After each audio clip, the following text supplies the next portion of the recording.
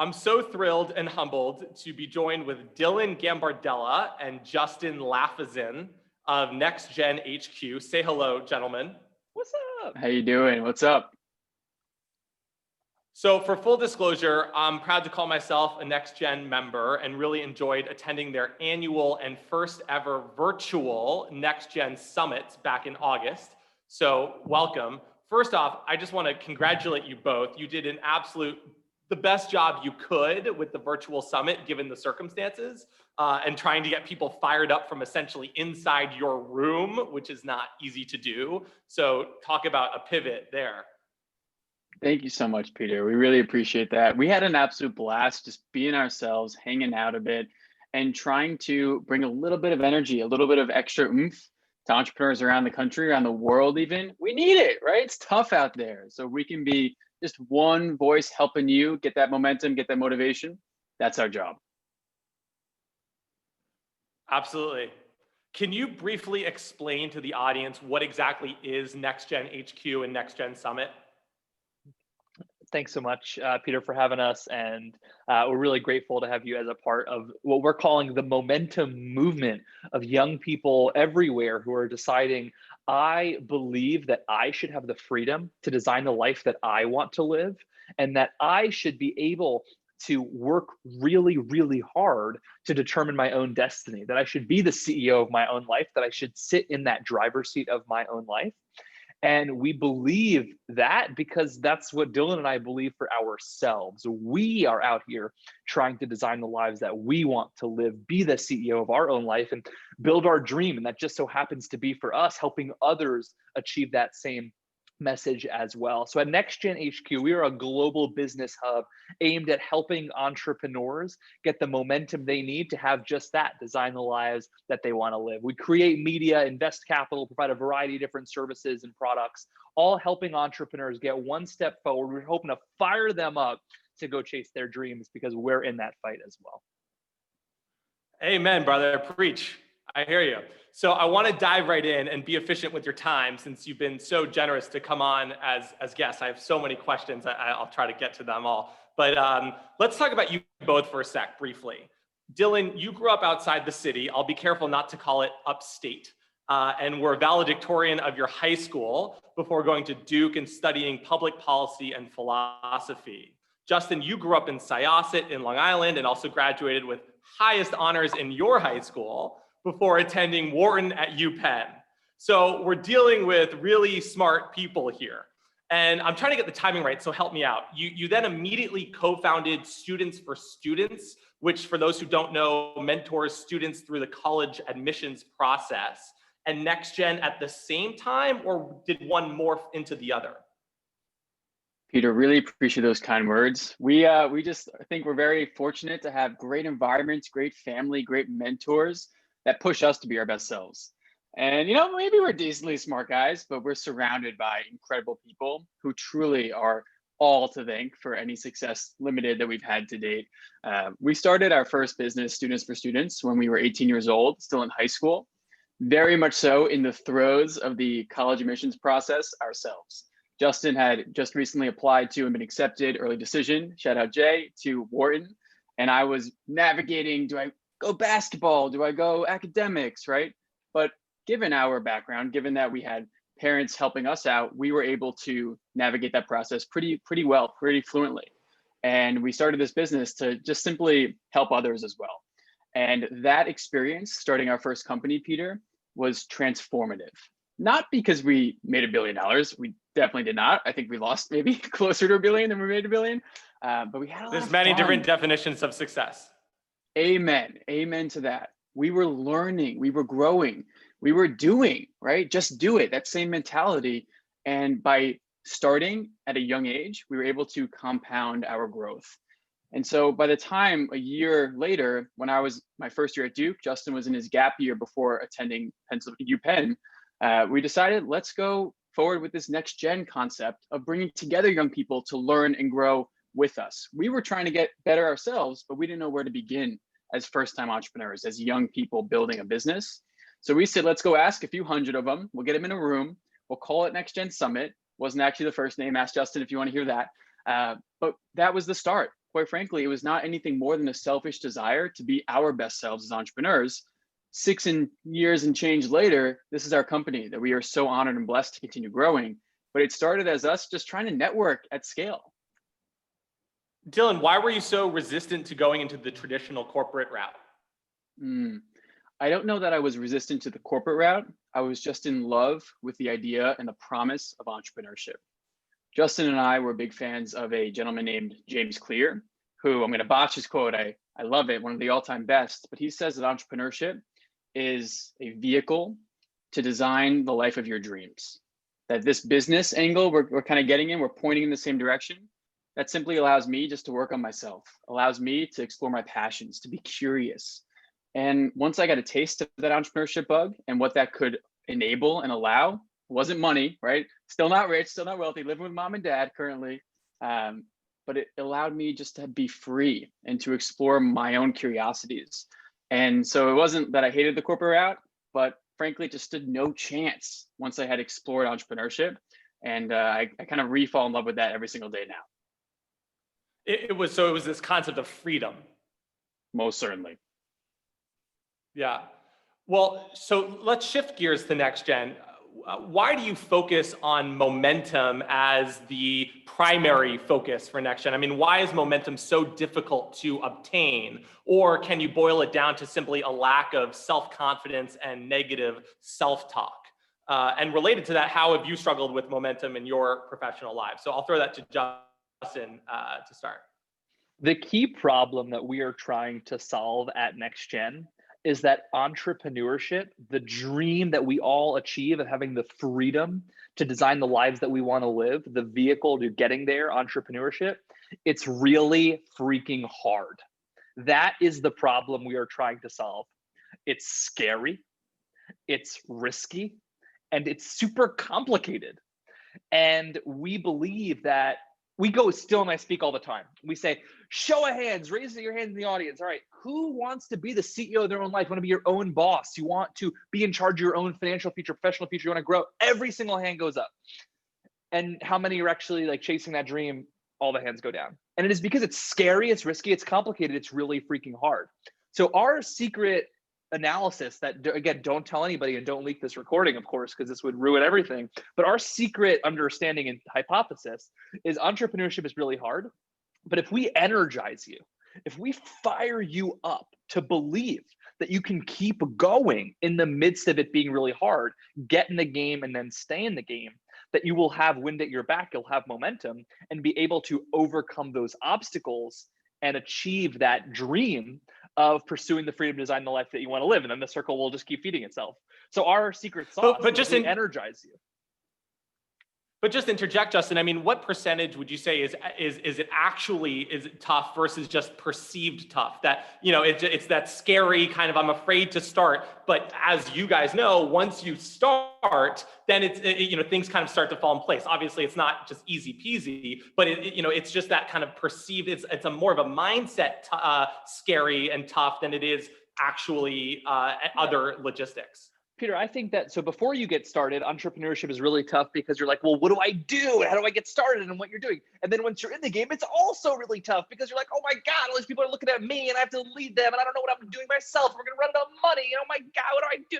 So I think it's hard always. I think it's hard always. And it only stops being hard once you realize that it's hard of course it's going to be hard. We're trying to live the lives of our dreams. Why would you want it to be easy? So once you realize that being hard is a feature of entrepreneurship, then you're like, well, game over. Of course it's going to be hard. I wouldn't want it any other way. Dylan, do you think our generation needs constant validation? Oh, that's a really good question, Peter. I think it has definitely risen to the surface, this idea of constant validation, thanks to social media in part, thanks to our connectivity. There's a lot of good with the internet and with this idea of us from around the world, Peter, coming together. But ultimately, you're going to share this with your network, right? And it's going to make me feel nice if you tell me, Dylan, your episode with Justin was the #1 downloaded podcast I've ever put out, right? Which it will be. Everybody listening, give us a like, give my man a subscribe, 100%. give him a share, and all that good stuff.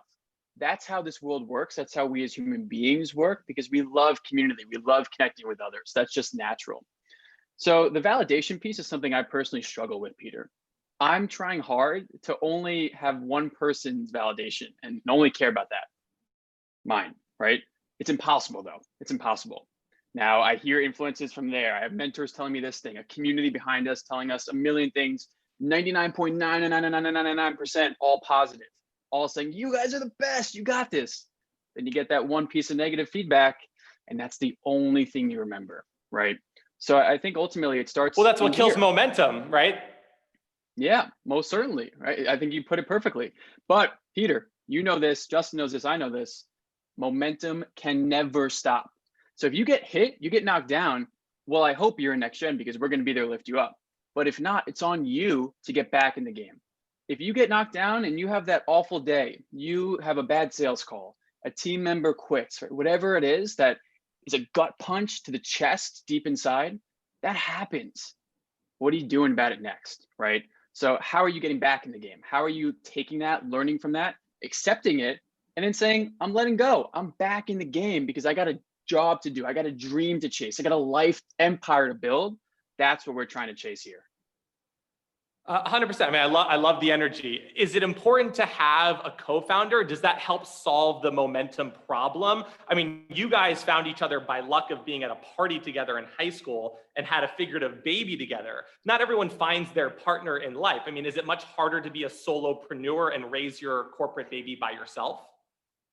That's a great question, Peter. I can only speak from the experiences that I've had. And luckily, both of them have been with this guy also on the Zoom call with us. I think it's an incredible blessing.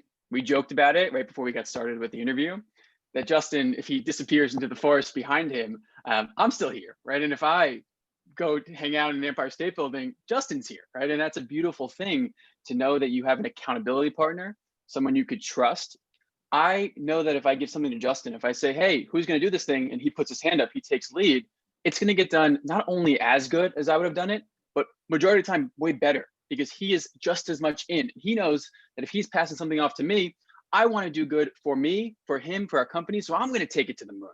And that is such a beautiful, we call it like two bulls in a china shop, right? We got two beasts that we just want to unleash in the right direction and then leverage an incredible team that makes us be our best selves. So, you know, if you're an out there solo founder, I think ultimately it's possible. It's been proven a million times. But I'm really grateful for our scenario, our setup, that I got this guy with me. Well, and also the underlying assumption too that you talk about a lot is this concept of team and this sense of putting your ego aside, that you're doing it for the better of the company, of the vision, even if you don't always get your way. And often, solopreneurs, part of the problem is they can't get out of their own way. It has to be, it's just such an ego kind of, I has to be my way. And that ultimately prevents them from actually building a team around them, which creates that, momentum and that accountability partner. Yeah, but Peter, I got to say that as much as I love Dylan, he's my boy, and we're going to be doing this for quite a while, our interests are fully aligned. So it is not just relying on the strength of our friendship to grow us forward. Unlike many other pairs who are friends first, and then they come up with this great business idea, Dylan and I have really built a beautiful friendship and relationship off of working together on a shared mission. So I think that has been really wonderful for Dylan and I, because all we know is how to get along working in business. We didn't have to apply a template of getting along as friends and then try to translate that to working on a business. So people will always ask us, do you recommend working with friends? All I'll say is it's worked for me, but you're good luck, bro. You're on your own. No, I'm teasing. Yeah, and also you might lose a really good friendship from it, and many of us have been there. You also recognize that many startups fail. I mean, you talk a lot about supporting the entrepreneur's journey as opposed to an incubator. What was the opportunity you saw which didn't exist? I mean, you founded NextGen in 2014. What was the personal frustration you were dealing with at the time that made you said, "Screw this, we need to create it ourselves"? Yeah, the problem we're always going to come back to is that when Dylan and I wanted the freedom to design the lives we wanted to live, we realized that entrepreneurship is really hard. And that has always remained the problem. However, when we looked at the solutions to that problem that were currently out in the market, a variety of different approaches to helping it, they all helped your business. They all focused on rapidly scaling your marketing agency, helping you learn how to run better Facebook ads. But not a lot of these organizations really helped the entrepreneur. And Dylan and I knew just from getting started that we were already like 1, 2, 5, 10 companies deep in our brains, at least, thinking about what's next. This fails, blah, blah. We're having different experiences. So we know that entrepreneurs, they might not get it right on the first try. But if you find that amazing young person and support the entrepreneur, well, yes, you're incredible that they're going to start a couple of businesses. I don't really care that they're starting the businesses. We're telling you that starting the business is only really a means to allow them to achieve the life they want to live. It's not business, it's life. That is what we're trying to focus on. So we believe narrowly thinking about how do we help entrepreneurs. Of course, that involves thinking about how do we help their companies and them grow great organizations, but we're exclusively focused on how do we help entrepreneurs win. Because I don't care if NextGen is doing well, if Dylan's miserable, I'm unhealthy, we're not getting along, etc. What's the point? The business should serve us, not the other way around. Yeah, absolutely. I mean, I think that, also it requires full buy-in from people, right? I mean, so many people just kind of have their toes half stepped into the water, kind of flirting with an idea, but they don't really make that full commitment. I mean, to be an entrepreneur, and obviously there are financial components to this too, right? And you have to make personal decisions for your own lifestyle and self, and that, I don't want to sound naive in that regard. So those are real factors, but you really have to kind of fully commit. Now that doesn't mean fully commit financially, but you do need to fully commit mentally. 100%, Peter. You have to be all in, and you flagged the financing piece. That's tough, and that prevents a lot of people from doing. But I think also within the world of finances, it is still a mental game. You don't need so much to build an internet startup today, which is a beautiful thing. Now, if you want to go compete with Tesla, all right, you probably need a few million. You probably need a few billion, right? You got to raise the capital. But ultimately today, there's so many lines of business where you can explore entrepreneurship as a vehicle for life design through simply the internet and technology that is accessible pretty much so across the world now. Drop shipping is a perfect trend that I think ultimately captivated a lot of people as an entry point into entrepreneurship. Like, oh my goodness, I could do something that I put a few hours in, make some passive income, right? How easy is that? Well, it's not easy, but it got you in the game. So I think, Peter, everybody who's out there teetering on the edge, what is that commitment, right? What are you holding back from? What are you scared of? These are questions that I would like to think I ask myself every day. Probably not, but I'm thinking about all the time, because there's something that's preventing us from taking that risk, from taking that leap forward. And if it's finances, let's talk about how we can maybe walk around that problem, or what you can do on the side while you're still working your full-time job. But 9 out of 10 times, Peter, it's just our fear of failure, our fear of not being good enough at whatever it is we're about to enter into. And if that is preventing you, that's never going to go away. Face it, confront it, sit with it, right? And let's go get in the game, because you got a job to do, you got a dream to chase. And again, that's back to our brand promise. We felt that ourselves, so we want to help you get through that hurdle as well. Do you guys not accept idea of failure? I mean, it's one thing to be energized and talk yourself up, and don't get me wrong, that's a crucial ingredient to potential success. We're fired up. But, I'm kidding. But also, I mean, as an entrepreneur, right, you need to be self-aware and realistic. I mean, at what point do you say to yourself, I've been doing this for X number of years, I've spent X number of dollars, this just isn't working, it's not the right idea, it's not the right timing? I think there are two very, very different conversations of having a product that the market is not supporting, or having like a business creation that nobody cares about and that failing, but then you failing more of as an individual. Our thesis, and you may consider it unreasonable, is that if you are in the game, you are succeeding. The key to business is to stay in business. If you're in business today, you're in business tomorrow, that's all you need. If you're not in business, we'll get in business and then you're succeeding. The key to, in our world, is to get in the game and then stay in the game. If you're in the game, you're succeeding. Because if you're in the game and you're succeeding, that's like, you're learning. sorry to interject, like Simon Sinek, The Infinite Game? That's exactly our entire approach. If you're in the game, well, then you're learning. You're thinking with a really long-term perspective of any experience that I'm having is absolutely beautifully positive because it's going to inform me. It's going to inform my brand. I'm going to build more relationships. Things are going to compound and be healthier, whatever it is, blah, blah, blah, blah.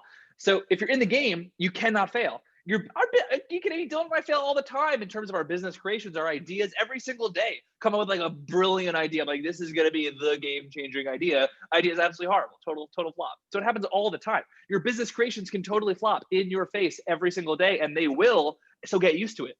But if you are in the game and can stay in business, you're going to be succeeding in the long run. Got it. So you do not accept the concept of failure. No, not at all. Not at all. Not in the traditional sense. Talk to me about monetization and your business model, which may be changing with COVID. I mean, how did you come to a conference-based monetization strategy? Why not charge dues or create a private membership model instead of just a free Facebook community? Or is the model more of a freemium model to ramp up user engagement first and then start charging for services later? Well, Peter, I know that right after this podcast interview, we're getting you on the phone with our biz dev team, our brand partnerships team, because you got ideas. I'm already hearing them. You just threw out 2 of them. I love that. But in all reality, Peter, what we're looking to do is serve entrepreneurs, right? If we can serve a community, an audience of thousands of entrepreneurs, add value to them that you don't just come once, but you come back and you check out our content and you scroll through our groups and our forums and engage with our membership, whatever that means, whether free or paid, then it becomes valuable as a cohort, as a unit. What we have done to date over these past 6 years is work with incredible brand partners from American Express to Wall Street Journal, Capital One, these behemoths of the world or enterprises who are all dying to get in front of young people, especially young entrepreneurs and business owners. And so we say to them, hey, Capital One, we have this incredible audience.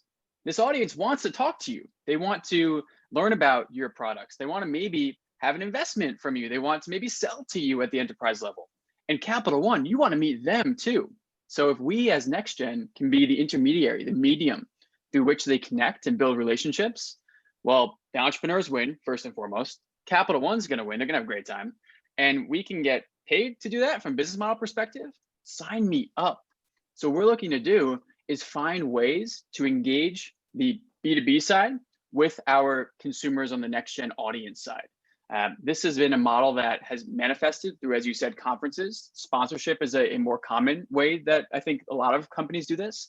But for us, it's also about more custom approaches, whether that can be building out a marketing strategy for American Express with their most recent Summit for Success, or hosting a series of nationwide Capital One events. We like to joke that COVID canceled the NextGen Rock Band tour, but we are set once 2021, 2022 comes around to deliver momentum inside Capital One cafes from LA to New York, hopefully one day Bali coming soon. So these brands are dying to get in front of our audience, and it's up to us to come up with creative solutions that help both sides win.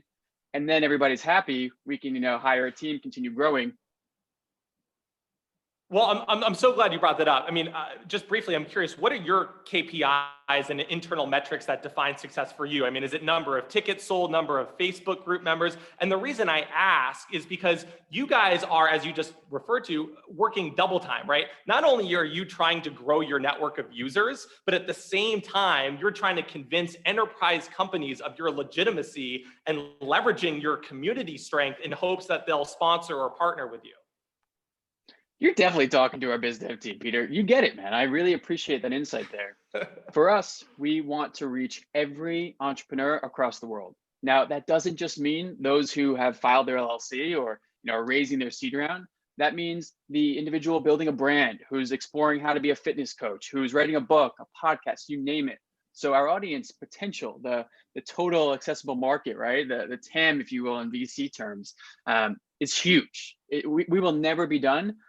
For the next 100 years. We know our mission. Let's go find them. Let's go serve them. Let's go reach them and empower them with momentum. So that's step one. That's our KPI number one. Who are we serving? How are we looking at them?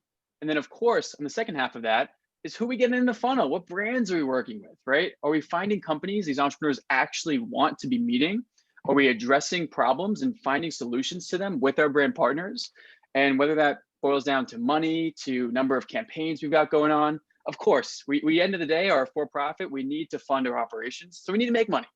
But ultimately, the impact is where we try to stem always. A quick quote from Dave Meltzer that I think addresses a lot of our business model at a high level. We want to make a lot of money, help a lot of people, and have a lot of fun. That's NextGen in a nutshell. Make money, help people, have fun. Not necessarily in that order, but that's what we're here to do. Well, every entrepreneur in the world is a pretty big target market. So you've got a lot of work to do, get ahead of yourself, but I have full confidence in you. We're just getting Let's started. talk about, I know you are, I have no doubt. Let's talk about Gen Z and millennials. You guys sound mature enough to be in your 50s, but you're what, 24, correct?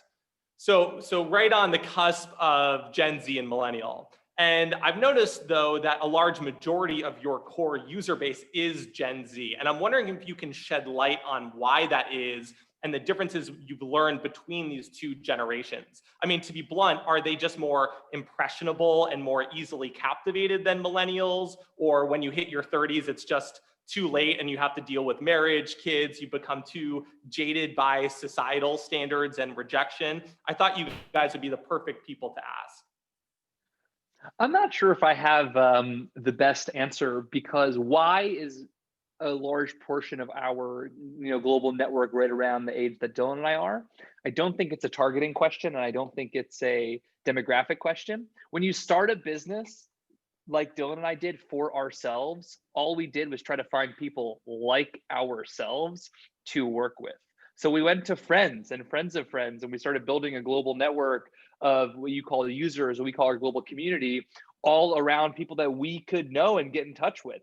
We support all entrepreneurs. We have some incredible entrepreneurs ranging very widely across ages and generations and race and ethnicity and background and nationality, an incredibly diverse audience. But Dylan and I started with, we were finished in high school. So we went to other kids we knew finished in high school. And then we went to college. We're like, hey, any college kids and entrepreneurs? And then when we were recent grads, we're like, are any recent grads out there that want to be entrepreneurs? Hello. And also we're gonna be 30, as you said, kids and married, whatever. We're like, is anybody married and wants to start a business? So we're just constantly thinking about who are we and who are people like us that we can then help. Yeah, no, I mean, that makes perfect sense. You attract the energy you put out into the universe for sure. And you guys have no deficit of energy, that's for sure. What's your biggest challenge for growth? I mean, is it just consumer awareness? Is that the biggest challenge for growth? The enemy that we are trying to battle is a really tough one. This enemy is out there all the time, pulling us away from our mission, which is what I'll generally refer to as the status quo of get a job and hang on for dear life. Like, that is the enemy. It is the lifestyle of people who think entrepreneurship is too risky, too daunting, too complicated for me to give it a shot. I really gotta just hold on tight to my job. I'm not at all anti-working. Oh my God, Dylan and I work way more than anybody else I know. And I have incredible friends who absolutely love their careers at large companies, and many of those companies are incredible clients of ours. So we are not against working. We're not against having a job. What we are against is the status quo of mindset that I need to hold on really tight to the safety of my job because entrepreneurship is too daunting, risky, and complicated. So what's going to stop us from achieving our mission is going to be, if we failed, it would be our inability to energize enough entrepreneurs and help them realize that they can be entrepreneurs and they can design the lives they want to live. But we're not losing this battle, not even close, and we're playing a really long game. So I think we'll be able to convince enough people, but that is the enemy that we have in our sniper rifle. I would argue the enemy is social media, but that's a whole conversation for another day. I'm just curious, if I gave you a magic wand, I mean, what's the ultimate vision for NextGen HQ? Is it like a franchise licensing model like TED Talks or TEDx, which I know that you've participated in? I'll give a first stab here, and I'll let Justin come up with his vision. But Peter, imagine, maybe not Manhattan, but imagine, let's say, a beautiful city, your favorite city, Bali, perhaps, whatever, Ubud. And there are buildings, skyscrapers, there's fields, there's stadiums, maybe like a college campus vibe. And everywhere you go, people are fulfilled with their life's journey. They haven't arrived yet, all of them. They're not billionaires, but they're all working on something that gets them fired up. So maybe they're waking up at like, 5 a.m. The alarm clock goes off around the entire city. And it's all entrepreneurs living, learning, playing, interacting, meeting each other, talking about ideas on back of napkins till 3 a.m. That is NextGen's vision. We're going to build that city. We're going to build Momentum Nation, as we refer to it. And it's going to be a little bit in piecemeal for now, but that's the direction we're trending toward. Because we believe that what we're talking about, this idea of working on a problem that is really nothing outside of ourselves, being our best version of ourselves, that is inspiring. That's worth it. And we want everyone to have that opportunity. Again, whether that's working at a company, building your own startup, whatever that looks like for you, that's okay, right? Taking that entrepreneurial mindset and applying that, it manifests through everything you do in life, not just your 9 to 5 and not just your 5 to 9 when you get home, right? It's everything 24/7. And that is what we want to continue cultivating. So we're going to build great spaces. We're going to host incredible experiences. Maybe one day, as you referred to, Peter, we'll have chapters across every city in the country and the world as well. I think that'd be incredible because it would help us to grow our audience and grow our reach. At the end of the day, we're going to stick as close as we can, and shame on us if we ever stray from our brand promise. We're here to serve entrepreneurs, to get people feeling fired up about what they're working on and to help them achieve that momentum. Sign me up. Sign me up. Me too. What is something you wish someone had told you 5 years ago, or you had told yourself that you had to learn on your own, but would have made life so much easier had you known? And I'll start with Justin. I told you that Dylan and I speak a lot, Peter, and we speak a lot and we say, who wants to be basically an entrepreneur? And everybody raises their hand, then nobody raises their hand. And one of the biggest reasons nobody raises their hand is some combination of, I don't have the right idea, co-founder, capital, structure, knowledge, etc. And what I wish that I knew even earlier than I did is that it doesn't matter, just get in the game. It's a very simple piece of advice. Just get in the game. Your idea is gonna suck. Your co-founder is gonna suck. No offense, no, I'm kidding. Your co-founder is gonna suck. You're not gonna have the right relationships. You're not gonna have the right network. You're not gonna have the proper funding. Your idea is gonna tank and the market's gonna hate you. All the things that you think are gonna go wrong will go wrong. That's what I'm telling you. They Right. will go wrong. The key is to get in the game anyway, so that you can start working on those problems and learning in real time instead of doing the sit back hope and be like, I wish this could happen, but maybe tomorrow. So the key is just get in the game. All your fears that you're afraid of, they will come true, and that you should get in the game anyway. And that's the reason to get in the game, actually, is for that experience. Right on the heels of that. Same to you. Same question to you. 2 parts, but the same meaning here. I heard this question asked to me in the framing of, what's your post-it note that you leave on your like 8th grade desk, I think was the question. And for me, it comes down to, it's a long game. And part B of that is relax, take it easy. We put so much pressure on ourselves. I'll speak for me. I put so much pressure on myself every day. I'm guilty of it. But why? What's the rush, right? I'm out here. I'm going to work my butt off. I'm going to put in the hours today. You best believe it. I'm going to work harder than everybody here on the Zoom call, everybody listening. I'm working harder than you. But relax. Don't feel like I have to have my life mission accomplished tomorrow. If I'm happy today, if I'm thriving today, if I'm doing everything I can to be my best self today, that's enough. So it's a long game, and take it easy and enjoy the journey. Yeah, absolutely right. Be present, enjoy it. It really is the journey, not the destination, because there is no destination. The destination is your death, and until then, it's just about building. What is the best way for listeners to get more involved? The first thing that you're going to do after you listen to this, you're going to be like, am I in the game? That's the first question. If you're in the game, thank you for being in the game. I love being in the game. Peter's in the game. Dylan's in the game. We're grateful to have you as part of the momentum movement that we are working on. If you're in the game, you're in the sea. You've arrived. All right. So congrats. So first, pat on the back. You're in the game. Number 2 is you go to nextgenhq.com. You click Get Momentum. and you join our newsletter. We send once a week the most energy-packed newsletter possible to help you find internships, full-time jobs, get funding for your startup, learn how to be a great entrepreneur, learn how to take care of your mental state, whatever you think it is. We try to pack it all into a free newsletter that reaches tens of thousands of people. So nextgenhq.com, join our newsletter, and that will help you as a first entree become part of our tribe. And we look forward to hopefully getting to know you. So hit up Dylan and I, let us schmooze with you and see what we can build together. Yes, your newsletters are the highlight of every time I open them. I just get excited and energized. My wise millennial friends, we all have a dream, side hustle, or true passion in life that we want to pursue. And if you're doing it right now, then congratulations to you. But most of us lack the support and advice needed to take action. Dylan and Justin have spent the last 6 years creating this beautiful community for people just like you to finally jumpstart your dream idea and connect you with thousands of other entrepreneurs who accept you for who you are because they're going through the exact same thing. So get involved, sign up, don't waste one more minute of your time thinking about it. I guarantee you will feel more energized than you've ever been as a result. Dylan and Justin, thank you so much for being on and sharing your views. Peter, thank you so much, thank man. you so much. This was a blast. You're the man. Really appreciate it.